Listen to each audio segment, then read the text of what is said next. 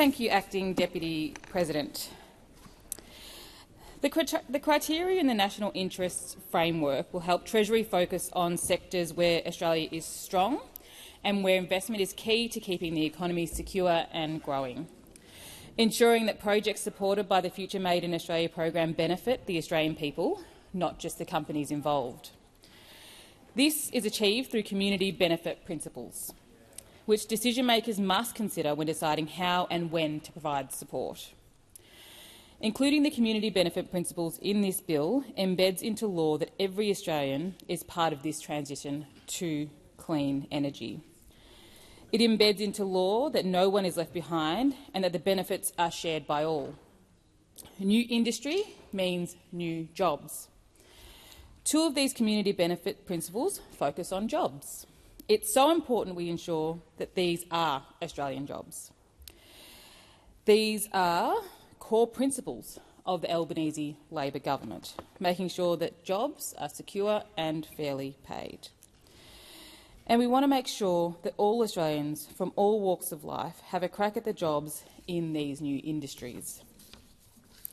The workforce across the renewable sector is anticipated to rise from 26,000 workers to 85,000 by 2030 and to 194,000 by 2050. In my home state of Victoria, we can look to the town of Portland on Goondinyarra country, where the Southern Ocean offshore wind zone has been declared. 1,470 jobs will be created to build this project, and 870 ongoing jobs. Jobs for engineers, jobs for operators, jobs for riggers, jobs for divers, and jobs for administrators to keep it running. The Albanese Labor government is committed to ensuring these are Australian jobs by building skills and investing in training right here. We want our workforce to be renowned worldwide for excellence and expertise. We've also committed $70 million to establish the Clean Energy Skills National Centre of Excellence in Western Australia. More jobs for West Australians. And this week we've announced a new TAFE Centre of Excellence in Queensland that will deliver innovative clean energy training to Queenslanders. More jobs for Queenslanders.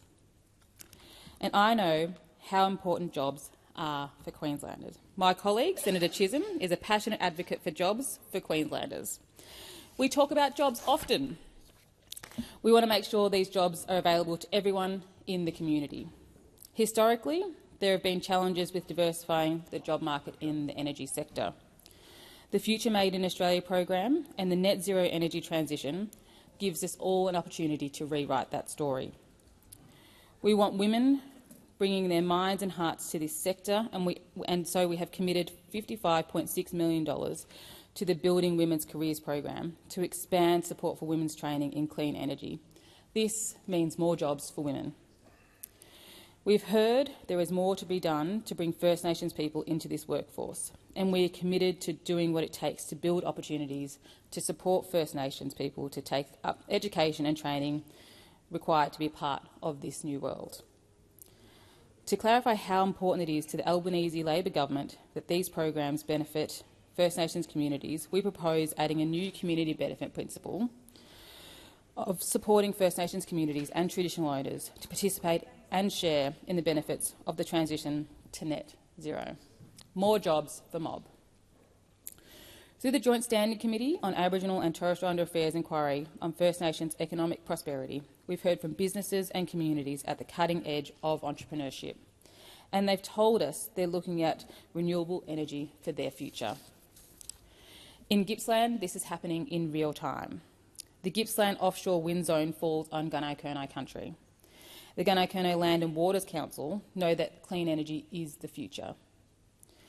Troy, Daniel and the team are doing incredible work. They understand the impact of climate change has had on their country through fire, flood and extreme weather. They know that the transition to renewable energy is important and will reduce the effects of climate change.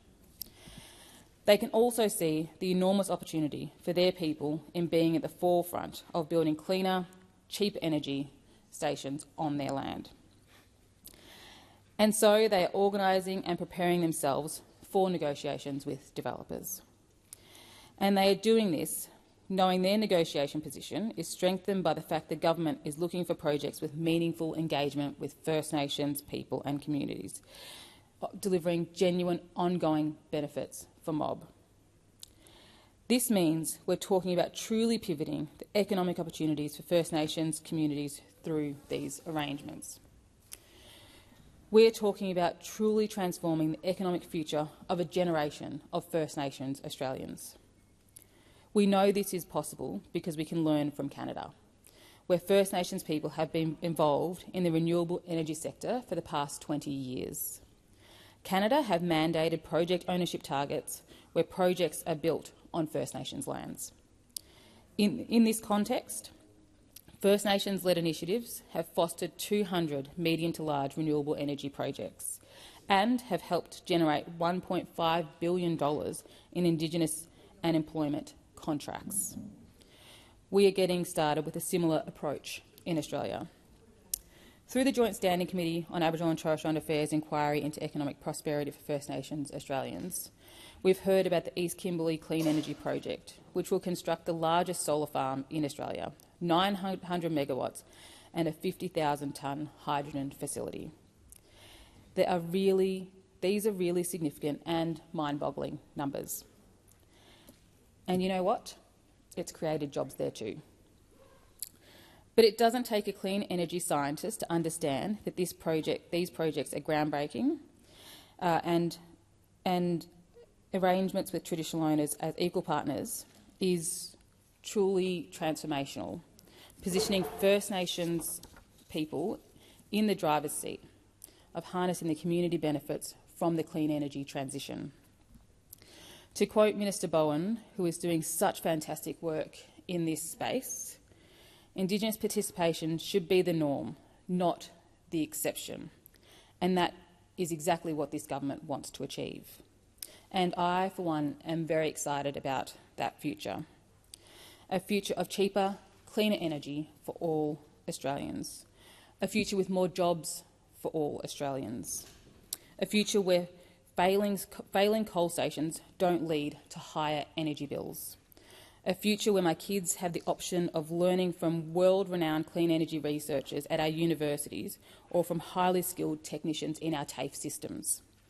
A future where we build and make our clean energy gear right here in Australia, and the quality means that our products are shipped around the world. A future where regional communities are thriving, not only with jobs on renewable energy farms, but with jobs in schools, hospitality and businesses that spring up to serve those projects.